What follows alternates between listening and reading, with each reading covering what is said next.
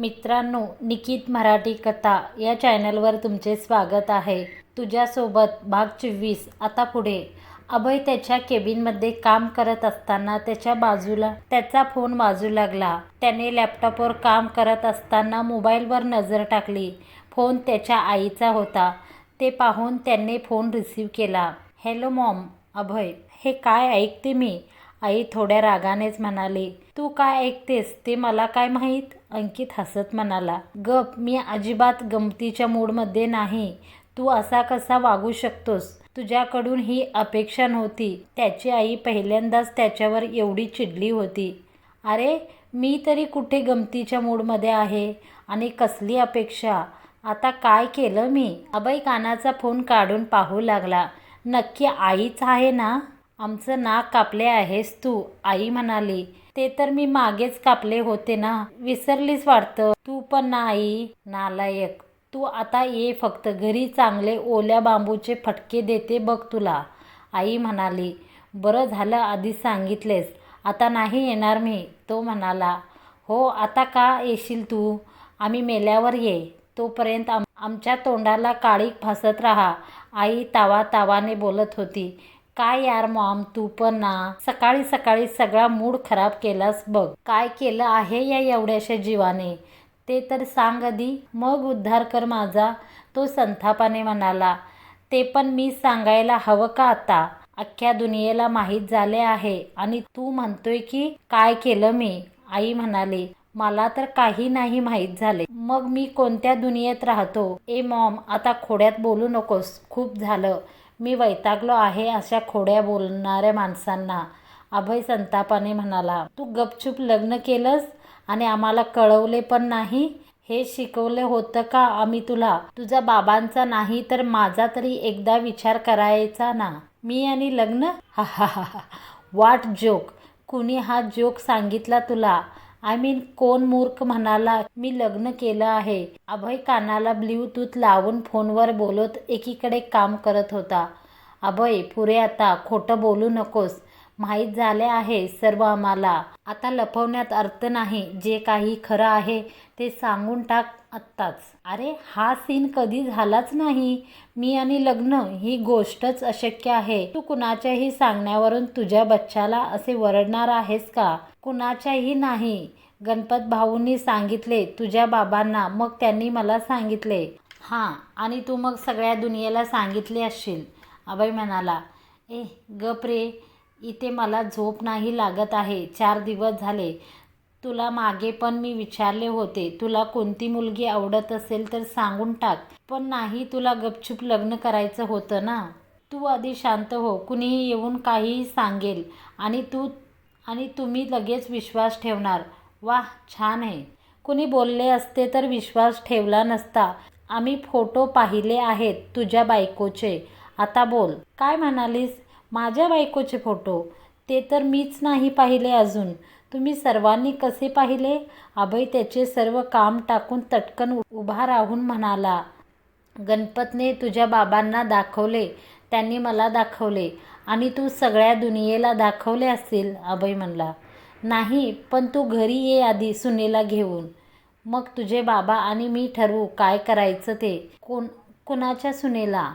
अरे, तुझ्या बायकोला घेऊन ये. मोठ्या माणसांचं ऐक जरा. अगं, पण मी लग्नच नाही केलं तर बायको कुठून आणू? मग आम्ही पाहिली ती कोण होती? आता हे मला काय माहीत असणार आहे? त्या गणपतलाच विचार कुणाचे फोटो पाठवलेत ते. त्याच्यावर विश्वास आहे ना, मग त्यालाच विचार. फोन केला मग मला काय विचारायला फोन केला आहे? असे म्हणत अभयने चिडून फोन कट केला. मग तो स्वतःशीच म्हणाला.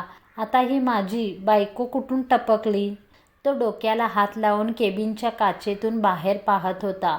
तेव्हा दार लोटून केतकी मादक आवाजामध्ये बोलली. मे आय कम इन सर?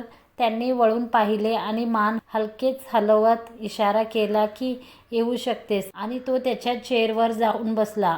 ती येऊन त्याच्या टेबलसमोर असलेल्या खुर्चीत बसली आणि त्याच्याकडे टक लावून पाहू लागली. बोला मॅडम, काय काम आहे? अभय म्हणाला. अभय, तसे मला खूप काही बोलायचं आहे तुझ्याशी, पण आत्ता मी बोलायला आली आहे ते माझ्या एका फ्रेंडविषयी आहे. केतकी थोडे नर्वस होत म्हणाली. कोण फ्रेंड? अभय शांतपणे म्हणाला. तिचं नाव सारिका. ती पण मॉडेलिंग करतीये. पण तिला माझ्यासारखी चांगली संधी अजून मिळालेली नाही. दिसायला खूपच सुंदर आहे. फिगरही खूप अट्रॅक्टिव्ह आहे. केतकी नवल वाटावे असे सांगत होती. तर मग? अभय दोन्ही भुवया उंचावून म्हणाला. तर मग तिची अशी इच्छा आहे की तुमच्याकडून तिचं पर्सनल फोटोशूट व्हावे. पण केतकी, तुला माहीत आहे ना, मी पर्सनल फोटोग्राफर नाही आहे. मी फक्त कंपनीसाठी शूट करतो. अभय खुर्चीत मागे टेकत बसत म्हणाला. आय नो सर, मी म्हटले तिला, पण तिची खूप इच्छा आहे की फोटोशूट करून घ्यावे. कदाचित तू क्लिक केलेल्या फोटोमुळे तिला एखाद्या सिनेमाची किंवा सिरियलची ऑफरही मिळू शकते. याबद्दल विचार करा ना. ती फीस द्यायलाही तयार आहे. हो, मग एखादा चांगला फोटोग्राफर बघून फोटोज काढायचे होते ना. पैशांचा काही प्रॉब्लेम नसेल तर, अभय हसत म्हणाला. काढले आहेत खूप, पण तुमच्या हातासारखी जादू थोडी त्यांच्या हातात आहे, केतकी म्हणाली. मी सध्या तरी काहीच सांगू शकत नाही. बिझी शेड्यूल आहे. यू नो, अभय म्हणाला. Okay sir, no problem. वेळ लागला तरी चालेल. पण तुमचा होकार असेल तर काळजी घेण्याचा विषयच नाही, ती म्हणाली. वेळ तर लागेलच. आधीच माझ्यावर कामाचा खूप प्रेशर आहे. एडिटिंग पण बाकी आहे. दुबईला शूट आहे. या सर्वात 1 महिना जाईल, तो म्हणाला. ओके सर, म्हणजे तुमचा होकार आहे. कळवू का तिला? केतकी एक्सायटेड होऊन म्हणाली. नको, मी कळवतो तुम्हाला, मग तुम्ही तिला सांगा, अभय म्हणाला. Okay sir, thanks. You are a so sweet. Ketaki त्याचा हात हातात घेऊन म्हणाली. आता बिझी आहे, नंतर बोलू, ओके, तो म्हणाला. ती हां ओके बाय सर म्हणत तिथून निघून गेली. गिरिजाने कामाचं अगदी छान मॅनेजमेंट केलं होतं. तिला लागणारे सर्व सामान आणि रॉ मटेरियल तिने वर्कर्सना अवेलेबल करून दिले. काम सुरू झाले होते, त्यामुळे तिच्यात उत्साह भरला होता. तिच्यासाठी हा टार्गेट पूर्ण करणे म्हणजे खूप मोठी अचिव्हमेंट होती. ती तिच्या सहकार्यांमध्ये अगदी मिक्स होऊन काम करत होती.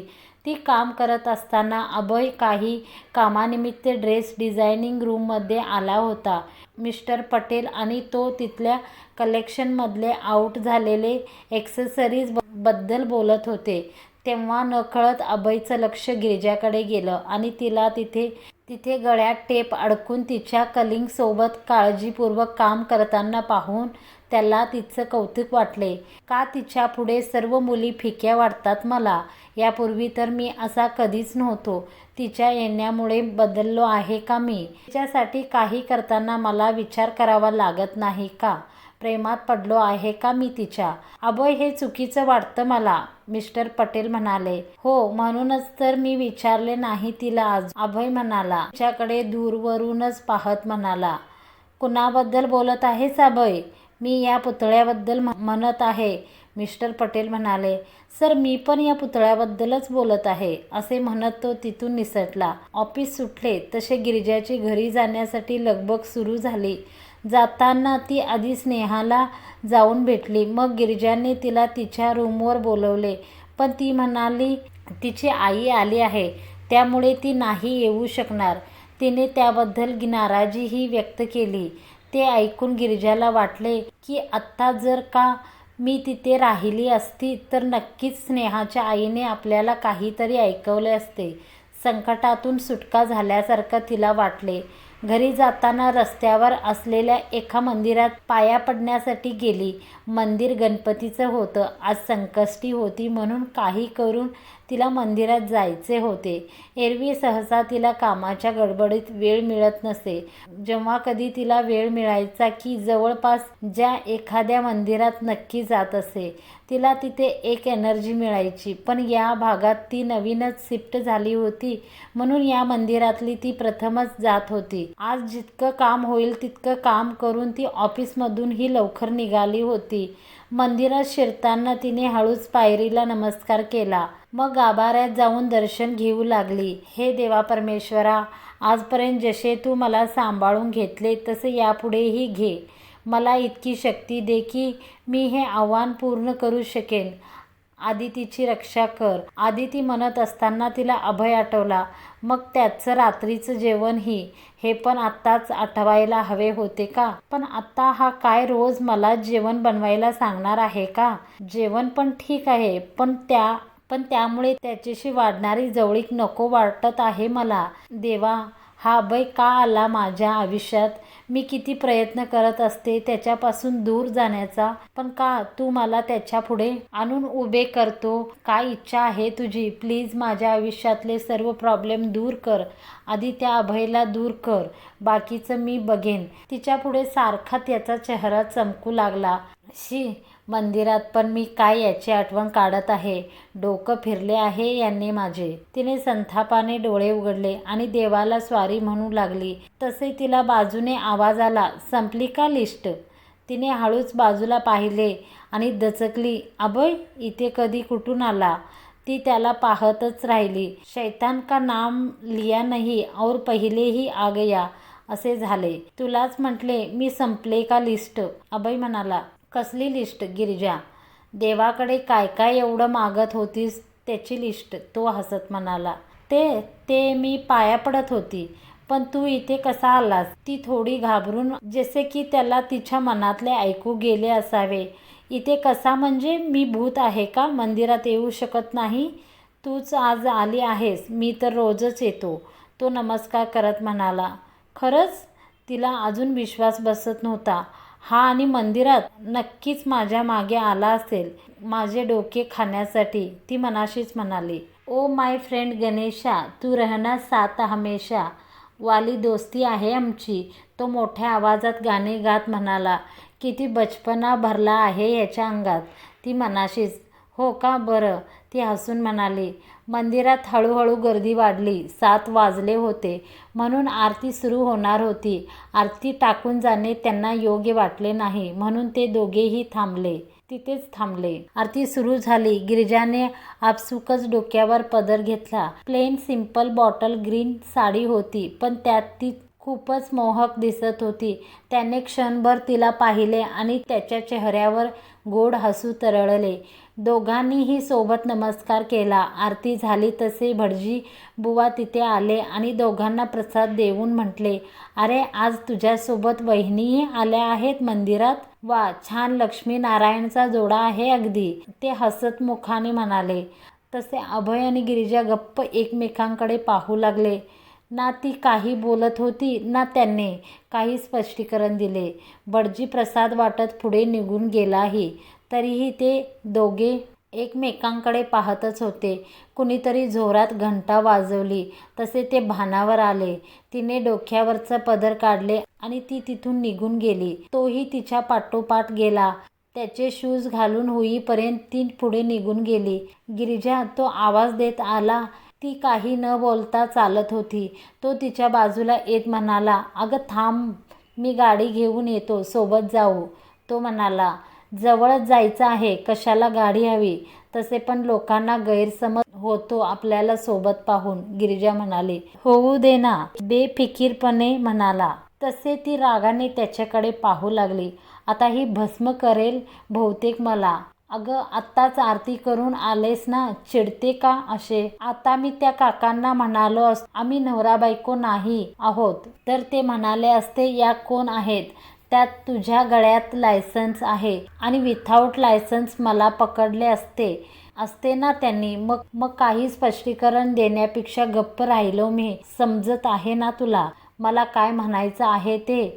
तो हसत म्हणाला. मला समजत आहे, पण तुला समजत नाहीये. ती दूर पाहत. काय समजत नाही मला? तो म्हणाला.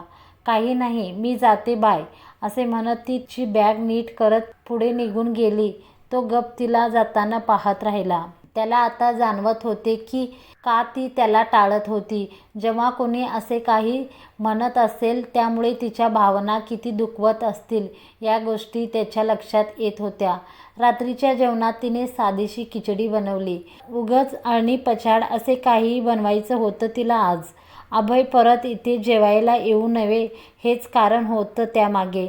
तिने जर रोज चांगले जेवण बनवले तर तो रोज जेवण बनवायला सांगेल या भीतीने.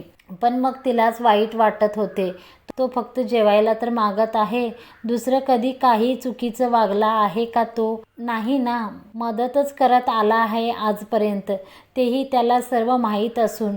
मग मी का अशी वागते त्याच्याशी? मी पण त्याला मित्र मानायला हवे का? पण किती म्हटले तरी हे शक्य नाही. ती विचारच करत होती की बेल वाजली. तिने दार उघडले. समोर अभय होता. हॅलो, तो आनंदी चेहऱ्याने म्हणाला. काय? ती सडू चेहरा करत. मी तुझ्यासाठी गरमागरम कॉफी आणली आहे. मी बनवलेली, एकदम कडक, माझ्यासारखी. तो ओके थँक्स. तिने कॉफी घेत दार लावून टाकले. कमाल आहे ही, आत पण नाही बोलवले मला. चिडली आहे का माझ्यावर? उगाच वड्याचं तेल वांग्यावर, असे स्वतःशी म्हणत तो गेला. एकीकडे अभयवर त्याच्या वडिलांनी डोळा ठेवायला सांगितलेला तो माणूस गणपत त्यांच्या वडिलांना फोन करत म्हणाला, हो साहेब, मी पाहिले छोट्या साहेबांना. त्यांच्या बायकोसोबत मंदिरात होते दोघे, आरती करत होते. गणपत म्हणाला, काय म्हणतो आहेस गणपत? आप्पासाहेब म्हणाले, हो फोटो मी काढले बघा त्यांचे. गणपत, ते कुठे राहतात ते शोधून काढलेस की नाही? आप्पासाहेब म्हणाले, नाही शेठ. नाही साहेब, दोघं जाताना वेगवेगळे गेले. गणपत, तुला पाहिले तर नाही ना त्यांनी? आप्पासाहेब म्हणाले, नाही, मी लपून होतो. गणपत म्हणाला, मी त्याच मार्गावर आहे, तुम्ही काळजी घ्या. मी त्यांचा पत्ता सापडताच कळवतो, असे म्हणत त्यांनी फोन ठेवला. अतुलची गर्लफ्रेंड मॉडेल होण्यासाठी सारिका रात्रंदिवस स्वप्न पाहत होती. केतकी तिची मैत्रीण होती. केतकीने सारिकाला कळवले की अभय तिच्या फोटोशूटसाठी तयार झाला आहे. खरंच त्याचं नाव काय आहे? सारिका म्हणाली, त्याचं नाव अभय आहे. अमेझिंग आहे तो अगदी. केतकी म्हणाली, कसा दिसतो तो? सारिका हळूच म्हणाली, काय सांगू यार, एकदम cute, hot, charming, dashing personality आहे. काय नाही त्याच्यात ते विचार. बस त्याला पाहतच तू सगळं विसरशील.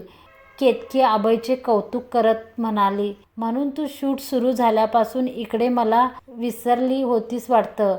सारिका तिला ठोमणा मारत म्हणाली, बरं पुढे बोल. शूटबद्दल काय म्हणाला तो? सारिकाने विचारले. तो म्हणाला की केतकी वेळ घेत सांगत होती. बोल ना पटकन. सारिका म्हणाली, तो फोटोशूटसाठी येणार आहे. खरंच? सारिकाही खुश झाली, पण तिला काय माहीत होतं की तोच आहे ज्याने तिचं थोबाड चांगलेच फोडले होते. हो, पण शूट नेक्स्ट मंथमध्ये होईल. आधी माझे दुबईमध्ये शूट होईल, त्यानंतर तुझे. केतकीने तिला क्लिअर सांगितले. तो सिंगल आहे का गं? सारिकाने हळूच विचारले. तेच तर माहीत नाही ना. पण अजून तरी मला त्याची गर्लफ्रेंड दिसली नाही किंवा त्याबद्दल काही ऐकलेही नाही. पण तू का विचारतेस? अतुल आहे ना? केतकी म्हणाली. हो, पण he is not my type. त्याचा अजून डिवोर्सही झाला नाही. त्याची ती सडू बायको इथेच पुण्यातच आहे. सारिका बेडरूममध्ये जात म्हणाली, कारण अतुल हॉलमध्ये TV पाहत होता. अतुलने तुझ्यासाठी त्याच्या बायकोला आणि मुलीला सोडले आहे. तुझ्यावर इतके पैसे खर्च करत आहे, तरीही तू म्हणत आहेस तो तुझ्या टाईपचा नाही? कमाल आहेस तू. केतकी चकित होऊन म्हणाली, ते सगळं ठीक आहे, पण तो आता अजिबात हँडसम नाही गं. आत्ता तर पूर्वीपेक्षा एज्ड दिसतोय. मला अजिबात सूट करत नाही. मला तर त्याच्यावर डाऊट येतो. तो गपचूप तिला भेटत तर नसेल ना? सारिका म्हणाली, काही तरच काय. तुझ्या मागे वेडा झाला आहे तो. आणि त्याची बायको इथे कधीपासून आहे? केतकी, तिला तिच्या पर्सनल लाईफबद्दल पूर्ण माहिती होती. बरेच दिवस झाले. बरं, तिचा विषय जाऊ दे. तू अभयशी माझी अपॉइंटमेंट फिक्स करून ठेव. जमेल तर मला त्याचा नंबरही देऊन ठेव. मी त्याच्याशी एकदा भेटून घेईन. सारिका म्हणाली, त्याचा नंबर अजून मलाच मिळालेला नाही, तर तुला कुठून देऊ? केतकी म्हणाली, अगं एवढे दिवस काय करतेस? मग मिळव आणि मग दे मला, ओके, सारिका म्हणाली. गिरिजा ताट वाढून अभयला देण्यासाठी गेली. तिने बेल वाजवली तेव्हा तो फोनवर बोलत होता. त्याने तिच्या हातातून ताट घेतला व तसाच बाहेर निघून तिच्या घरात शिरला व तिथेच बसून त्याने जेवायला सुरुवात केली. तू पण जेव माझ्यासोबत, मी रोज एकटा जेवून बोर झालो आहे, अभय फोन ठेवत म्हणाला. माझ्याच घरात मला जेवायला सांगतोय, ती मनाशीच. तिने जेवणाचं ताट व इतर लागणारे सामान पाणी तिथे आणून ठेवले. गिरिजा तू पण जेव ना, अभय म्हणाला. नाही नको, मी नंतर जेवण करेन. गिरिजा तशीच उभी, कमरेला पदर खोचून. त्याने जेवता जेवता तिच्याकडे पाहिले, मग तिच्या कमरेला खोचलेल्या पदराकडे पाहिले. त्याला हसू आले आणि तो गप्प खाली पाहत हसला. काय झाले हसायला, तिने ते बरोबर पाहिले. कुठे काय, तो म्हणाला. मग हसलाच कशाला, ती म्हणाली. ते तसेच, पण का, तू का जेवत नाहीयेस, तू जेवणात काही टाकले तर नाही ना, तो गंभीर चेहऱ्याने. मी असे का करेन, तसे पण पॉयझन नाहीये माझ्याकडे, ती रागात म्हणाली. माझा डाऊट क्लिअर झाला आत्ता. म्हणजे असते तर तू जेवणात मिक्स केलं असते, हो ना. तू गप जेव ना, नाही तर ठसका लागेल, ती पाणी त्याच्या पुढे ठेवत म्हणाली. तो तिच्या त्या कृतीने सुखावला. गिरिजा त्याच्या ताटाकडे पाहत होती. आज इतकं बकवास जेवण बनवले तरीही त्यांनी अजिबात एक शब्दाने काहीच म्हटले नाही. तिला स्वतःचाच राग आला. काय झाले, मला अजून हवे, मी घेऊ का, तो म्हणाला. तशी ती भानावर आली. थांब मी वाढते, ती म्हणाली आणि तिने त्याला वाढायला सुरुवात की तेवढ्यात दार उघडले गेले आणि दारावर फ्लॅश पडली. दोघे चकित होऊन दाराकडे पाहू लागले तर एक व्यक्ती दारात उभा होता. उंच, धिप्पाड, जाड मिशा, पांढरं शर्ट पॅन्ट. गणपत, अभय म्हणाला. आत्ता हे फोटो बघून मालकांना विश्वास बसेल, गणपत म्हणाला. काय, कोण आहात तुम्ही आणि असे येऊन फोटो का काढत आहात, गिरिजा म्हणाली. चिडू नका वहिनी, मी घरचाच माणूस आहे. तुम्ही मला ओळखत नसाल तर पण अभयराव ओळखतात, गणपत म्हणाला. अभयराव, गिरिजा त्याच्याकडे पाहत म्हणाली. गणपत, तू इथे काय करतोयस, बाबांनी तुला इथे माझ्या मागे तर पाठवले नाही ना, पण तू फोटो का काढत आहेस, अभय म्हणाला. साहेबांना पुरावा दाखवण्यासाठी, गणपत हसत म्हणाला. कसला पुरावा, अभय. हेच की तुम्ही गपचूप लग्न केलं आहे, गणपत म्हणाला. गिरिजा तो प्रकार पाहून चकित झाली होती, थोडी घाबरली होती. किती प्रेमाने जेवण वाढत आहे तुम्हाला, तो लाजत म्हणाला. ते ऐकून अभयला ठसका लागला. म्हणजे याने माझ्या आणि गिरिजा लग्नाची बोंबाबोंब केली आहे. अभयने लगेच गिरिजाकडे पाहिले. काय, कोण आहेत हे अभय, काय बोलत आहेत, गिरिजा उठून उभी राहत म्हणाली. वहिनी, तुम्ही नका घाबरू, तुम्ही निवांत राहा, तुम्हाला काही बोलणार नाहीत साहेब, गणपत आदरपूर्वक म्हणाला. कोण साहेब आणि कुणाची वहिनी, गिरिजा म्हणाली. गिरिजा तू टेन्शन घेऊ नको, मी याला बघतो, तो माझ्या ओळखीचा आहे, असे म्हणत अभय त्याला बाहेर घेऊन गेला. मित्रांनो, आमचा आजचा भाग तुम्हाला कसा वाटला कमेंट करून जरूर कळवा आणि आमच्या ह्या व्हिडिओला लाईक केल्याशिवाय जाऊ नका. पहिल्यांदा लाईक करून घ्या आणि समोरचे बेल आयकॉन प्रेस करून ऑलवर सिलेक्ट करा. आमच्या चॅनलला सबस्क्राईब करून घ्या. धन्यवाद मंडळी.